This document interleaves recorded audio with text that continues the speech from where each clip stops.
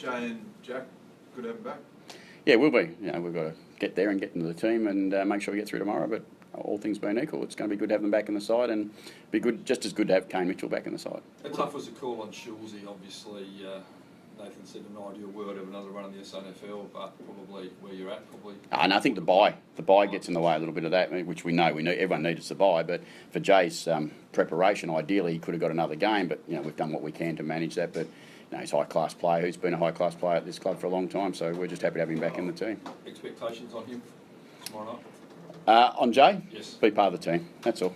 Nothing more, nothing less. Play his role for the team, which he does more often than not when he's played in our football side. So he'll play the normal full forward type role, or we see him further? Yeah, he'll be part of our forward line. No, he'll be part of our forward line. In today's game, the normal full forward role as it was is no longer there. It's part of the team when we need you to be, whether that's in offence or defence. What about Kane Mitchell? What are your expectations with him? He'll bring some energy, I reckon. He'll bring some real energy back into the team this week. Kane's worked really hard. He understood exactly where he was at the end of last year, and he knew it was going to be a challenge for him to get back into the side, but he's accepted that and couldn't have played any better in the sample. He's played some great roles for us in the sample, and hopefully he'll come in and provide that energy that he typically does. When you watch Kane around our football club, he does create a bit of spark. Is that what you're looking for? Because people would ask why this week when you're already getting two players back in Schulze and Holmes. I think Kane had a little setback himself a couple of weeks ago where he got suspended, so he was probably ready to come into the side back then, and he needed to come back off suspension, play well again, and he was able to do that. So it's probably a couple of weeks behind where Kane would have liked it to be, to be honest. We see all the videos of you telling new guys that they're going to play their first game of AFL footy. Do you get a similar feeling telling Kane, given the spark that he creates? Yeah, you do. Yeah, it's a really good question because you do. Kane Mitchell does get excited as he should, and even he's a mature player, but he's desperate for his AFL career and he wants it to keep going. So he was pretty excited. And does that resonate through the rest of the group as well? He's really popular. I mean, that doesn't count for much once the game starts, but Kane is absolutely incredibly popular amongst the team, so they all get a bit of a spark out of that, as you said, as they do when the first game he gets a game. He's played a semi-tagging role in the SANFL. I know he took Cross out of the game here against South Adelaide. Is that the role you'll use him, or is Brad Evers still your main man there, and do you look at maybe curtailing Dustin Martin tomorrow night? Oh no, we'll look at their best players, there's no doubt, but if you get caught in one, you get in trouble. But Kane will come in and just play the role that we need him to, and whether that's outside run or whether that's someone he can play on, or whether that's in the forward line putting pressure on, what he has got is incredible ability to find the footy himself. Even in the sample when he's done that role that you talk about, he's still able to get 30 plus touches of the ball himself. So hopefully he'll come in and provide all different sorts of parts to the game for us. Ken Martin has been in ripping form. Yeah, I noticed that. For the Tigers. Will you try and stop him, or do you just have someone? Yeah, I think every side's tried to stop him in the last few weeks, but Dusty, to his credit, has been in really good form. But that's what the best midfielders in the competition do. They get on some good form. We're obviously going to do everything we can to try and restrict him and Cochin and Grigg and Ellis and all whoever else is playing through their midfield. Deledio, Edwards, there's a lot of them. We'll do our absolute best to try and restrict anyone having too big of impact. For whatever reason, some sides, when they match up, they play pretty fiery games, like the Hawks in North Melbourne. Port and Richmond seem to be like that as well. Do you expect it to be another feisty contest? Yeah, look, I don't know whether it's like that or not, but we only played them 7 or 8 weeks ago. I didn't think that was anything over the top. And I think both teams are really competitive, and both teams are desperate to play well because they know how much the result can mean to them. On every week we seem to be saying must win, but really, it probably is. It's a must-win game, isn't it? I know, it's tough a must-win. to say, but it probably is sort of... Look, I like to look at it as Andrew. It's a must play to our ability. That's what it must be for us as much as anything. And there's some things that you can worry about, and some of the things a lot of times just been worrying about the end result. I think we've got to worry about the first contest, the first opportunity to play the way we want to play, and that will hopefully give us the opportunity to win at the end of the day. You go into every game, you probably don't. We go into every game thinking it's a must-win game, whether it's round 1 or round 23, and whatever happens for the rest of the year, I'll go into every game thinking we must win this game of football because that's what we're here to do. We're here to win. How about the fact that buy, obviously, and there's that everyone said look in the mirror type thing in the group. What have you discovered in the week off the playing group and the coaches? Oh no, we've just kept it. Look, we've kept it reasonably same, to be honest. We've just continued to look at what we've got to get better at and acknowledge the facts that we're inconsistent, too often, and we need to continue to work at that. And we're not going to be happy performing the way we performed in our last opportunity. So the next chance you get to go out and play, you hopefully can bring some better energy and some better results for us at the end of the day. Your kicking is a concern.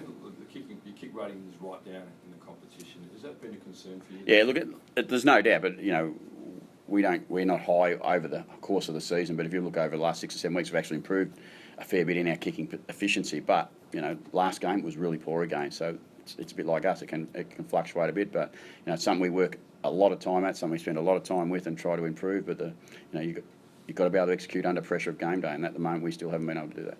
Why is it poorer than some other times? Is it some players that aren't naturally good kicks and need more work, or is there a reason that you've underlined? I don't know. No, I think everyone has their weapons, and everyone has some weaknesses in their game, and some of our players. There's no doubt. I'm not going to say every one of our players is an elite kick, because that's not the facts. But they all work hard at becoming elite kicks, and that's the thing that pleases me. Ken, what do you make of Ollie's comments during the week that the club's a bit one-dimensional? In regards to. Just in the way that they approach things and focus, I think if they get too fixated on solving one. Oh, yeah, I know what you're saying now. It tends to be our attention gets drawn to one part of our game a little bit, and then we probably haven't had the ability to continue to use the other lessons that we've had over the course of the season. But we're getting better at that, and we're learning from that all the time. Ollie, particularly as only a young player still, he finds it challenging at times, and I'm sure some other players do too. But maturity, they're the things you need to be able to handle. And the first thing, though, is like anything, if you can admit that there's a bit of an issue with it, you're a chance to get better at it. And we're certainly in the admission stage. What are your thoughts? There's a lot of talk for next year about a mid-season trade or draft period. Your thoughts on that? I'll be simple. This year, I'd like one. Yeah. Next year, I don't know whether I want one. So it's really hard. I mean, we always vote for what we need in a silly way, unless we're out of season, out of competition, then sit down and think, well, what would be best for the competition? How does it work?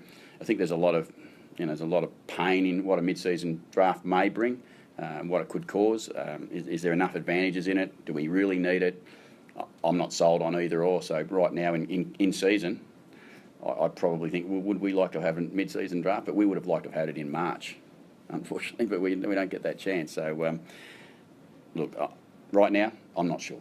Is a trade period probably a better option than a draft where you could lose your best players from the SNFL, for example? I don't want to hurt football at levels underneath the AFL. I think that's really important to remind everyone about, is that there's other competitions, and I've been to those other competitions even further back than SANFL, where you disrupt people, and a lot of people working hard to have their club successful. So I don't think we have the ownership to disrupt that. So it's more the probable trade period that would be the better option if there is one. Yeah, if there's an option. But again, today, got to be honest, I'm not really worried about them thinking about Richmond. Who's out for Mitchell? Coming Sam Gray. Sam Gray will go out of the side. And are you going to have a quiet beer on Sunday? No, not really. Nothing to celebrate. Who's the other one, Ken? You've got 3 in. Dougal Howard obviously out and Sam Gray. Is there a third out? Yeah, Paul Stewart. Yeah, sorry. How tough was that call, given that Stewart's been pretty good? Yeah, no, look, it's tough, but we've been playing a little bit undersized in our back line a little bit, and we're trying to get a bit taller down there if we can, and that's why we've got Logan Austin is a young player who we hope's going to get better with more experience. So we're looking for that height in our side a little bit more, and Homshi's available, so gives us a chance to that. Oh, look, I'm really keen on Cleary too, I've got to say. He's had some injury issues at the start of the year. Love to get him in the side. He's not in this week though, is No. he? Yeah. No. And did you go to Gillam's on Tuesday night? No, I was in workland. I was in training day.